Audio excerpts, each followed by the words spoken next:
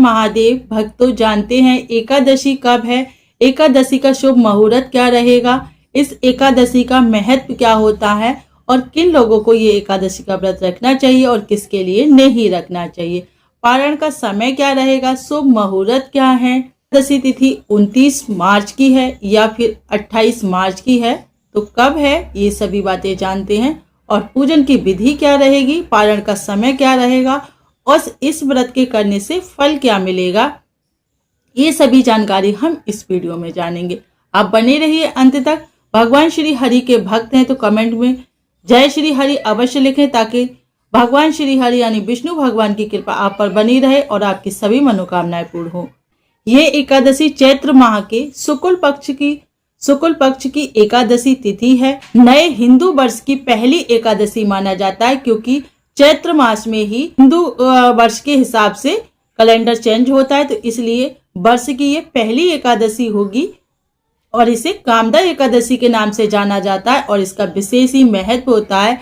माना जाता है कि इस एकादशी के व्रत करने से सभी इच्छाएं पूर्ण हो जाती, यानी कामदा का अर्थ है कि सभी इच्छाओं को पूर्ण करने वाला, क्योंकि इसका नाम ही कामदा यानी कामदा का मतलब है कि आपकी सभी इच्छाएं पूर्ण होने वाली हैं जो आप इस व्रत को रखकर अपनी कामनाओं को पूरा करना चाहते हैं। मान्यता तो ये भी है कि इस व्रत को करने से, कामदा एकादशी का व्रत करने से भगवान श्री हरि की पूजा कर जाने अनजाने में बड़ा से बड़ा भी कोई पाप अगर हो गया हो तो उससे भी मुक्ति मिल जाती है, पापों का भी ये नाश करती है। इस एकादशी के व्रत के फल से वो हमारे सभी बुरे कर्मों का नाश हो जाता है, हमारे घर में सुख समृद्धि आती है। इस व्रत के करने से घर में सुख समृद्धि और लक्ष्मी का वास होता है, ऐसा माना जाता है। अगर शास्त्रों के अनुसार माना तो यहाँ तक भी जाता है, अगर धार्मिक ग्रंथों की बात माने तो ब्रह्म हत्या के पाप जैसी मुक्ति भी इस व्रत के करने से मिल जाती है। यदि कोई आप पर ब्रह्म हत्या जैसा पाप आपने कोई कर दिया है अनजाने में, भूल से या पूर्व जन्म में, तो इस एकादशी के व्रत करने से भी वो पाप क्षय हो जाता है, यानी उस राक्षस योनि से भी आपको मुक्ति मिल जाती है, उस श्राप से आपको मुक्ति मिल जाती है, ऐसा माना जाता है शास्त्रों के अनुसार। ग्रंथों का कहना यही है कि इस कामदा एकादशी की पूजा करने से आपकी सभी मनोकामनाएं पूर्ण हो जाती है और आपके सभी तरह के पाप नष्ट हो जाते हैं। चलिए जानते हैं कि एकादशी का व्रत आपको कब से कब तक करना है, पारण का समय क्या रहेगा, शुभ मुहूर्त क्या रहेगी। सबसे पहले आपको सुबह उठकर स्नान करना है, संकल्प लेना है, सुबह ब्रह्म मुहूर्त में उठकर आप स्नान करें और स्वच्छ वस्त्र यानी पीले रंग के वस्त्र धारण करें, क्योंकि भगवान श्री हरि को पीले रंग की चीजें या पीले रंग की वस्तुएं पसंद है। तो अपने मंदिर में जाकर आपको पूजा करनी चाहिए। आप बाहर मंदिर में करना चाहते हैं तो वहां भी जा सकते हैं, अपने घर के मंदिर में भी पूजा कर सकते हैं। तो सुबह उठकर स्नान आदि से निवृत्त होने के बाद पीले वस्त्र धारण करें और भगवान श्री हरि के समक्ष जाकर आप गंगा जल लेकर संकल्प ले या अक्षत लेकर संकल्प ले कि हे प्रभु, मैं आज आपका व्रत रख रहा हूँ या व्रत रख रही हूँ, आप मेरी सभी मनोकामनाएं पूर्ण करें या मेरे को उन पापों से दूर रखें जैसा कि आप चाहते हैं। उस हिसाब से अपनी पूजा का संकल्प ले जिस कामना के लिए आप व्रत कर रहे हो। फिर आपके लिए उसके बाद भगवान श्री हरि की पूजा के लिए आपको एक चौकी लगाकर पीले रंग के वस्त्र को चौकी पर सजाएं और उस पर भगवान श्री हरि की प्रतिमा को स्थापित करें, गंगा जल से स्नान कराएं। उसके बाद दूध, दही, मक्खन, घी यानी पंचामृत से भी स्नान कराएं।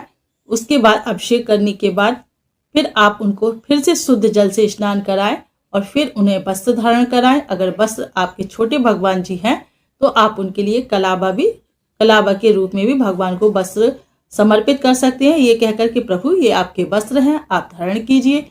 फिर उसके बाद जो आपने मेवा मिष्ठान रखा हो, पीले रंग की मिठाइयाँ हो, पीले रंग के फल हो, आपके पास बहुत विधि विधान के साधन ना हो तो आप साधारण रूप से भी व्रत कर सकते हैं। ऐसा नहीं है कि बहुत सारी मिठाइयाँ हो, बहुत फल हो, पूरे विस्तार के साथ हो। जो लोग करना चाहते हैं, श्रद्धा आपकी सच्ची है तो आपके पास चीजें कम होने के बाद भी भगवान कभी ये नहीं कहते मुझे ये चीज चाहिए। ये तो सिर्फ मन को शांत करने की चीजें हैं कि हमें क्या क्या अर्पित करना है। हालांकि चीजें तो भगवान की पूजा की तो सामग्री इतनी सारी है कि जिससे कोई पूर्ति नहीं कर पाएगा।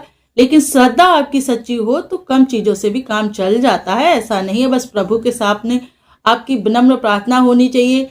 भगवान से प्रार्थना करें कि हे प्रभु, मेरे पास आज जो कुछ भी है समर्पण है आपके लिए, आप मेरी पूजा को स्वीकार करें। तो पूजा तो ऐसे भी की जा सकती है, लेकिन विधि विधान के साथ करना चाहते हैं तो पूरे विधि विधान के साथ भी आप कर सकते हैं। पूरे तौर तरीके से देख सकते हैं कि भाई क्या क्या चीजें चाहिए, तो वो आप सारी चीजें किसी ब्राह्मण से पूछकर आप पूजन कर सकते हैं और भगवान की पूजा कर सकते हैं। इस हिसाब से भी आप कर सकते हैं। और साधारण तरीके से आप अपने घर में स्वयं करना चाहते हैं, बस एक अपने भाव प्रकट करना चाहते हैं, तो कुछ भी ना हो तो आप बेसन का हलवा भी बनाकर उनके लिए अर्पित कर सकते हैं। बेसन के लड्डू भी बनाकर उन्हें अर्पित कर सकते हैं। तुलसी दल अर्पित करना बहुत ही आवश्यक है, क्योंकि भगवान श्री हरि की पूजा तुलसी दल के बिना अधूरी रहती है। रविवार की है एकादशी, इसलिए आपको एक दिन पहले ही तुलसी दल रख लेना है तोड़कर और भगवान को अर्पित करना। भगवान की कथा सुननी है। श्री वर्ष भर में 24 एकादशी होती है, लेकिन आपके लिए हर एकादशी की अलग कथा होती। कामदा एकादशी है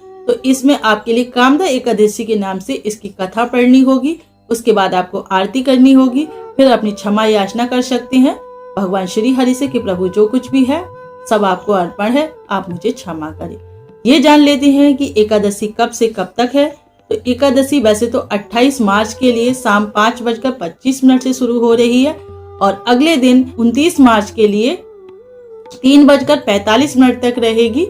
लेकिन व्रत जो है 29 मार्च को ही रखा जाएगा, क्योंकि 28 मार्च को 5 बजे लग रही है और हमारे यहाँ तिथि को मान्य तब किया जाता है जो तिथि उदया तिथि में शुरू होती है, यानी सुबह सूर्य जिस तिथि में निकलते हैं उस तिथि को मान्य किया जाता है। इसलिए पूर्ण रूप से व्रत 29 मार्च को रखना ही अनिवार्य रहे। तो अगले दिन पारण का समय रहेगा 30 मार्च के लिए सुबह 6:17 से लेकर 8:35 के बीच आपको व्रत का पारण करना है। लेकिन विशेष ध्यान आपको रखना है कि पारण यूं ही नहीं करना है, यानी व्रत ऐसे ही नहीं खोलना है। एकादशी का व्रत करने के बाद हमेशा कुछ थोड़ा बहुत दान पुण्य करना चाहिए। फिर चाहे आप एक ब्राह्मण को ही भोजन कराएं, यदि वो भी व्यवस्था आपकी नहीं हो पाती है तो भोजन एक थाली में लगाकर किसी मंदिर में भी दे सकते हैं। और उस ऐसी भी व्यवस्था नहीं है कि भोजन किसी मंदिर है नहीं और कोई आपका वो भोजन ले नहीं सकता, तो आप कच्चे अनाज का भी दान कर सकते हैं। गुड़, चने की दाल, ये दान करना अति आवश्यक होता है।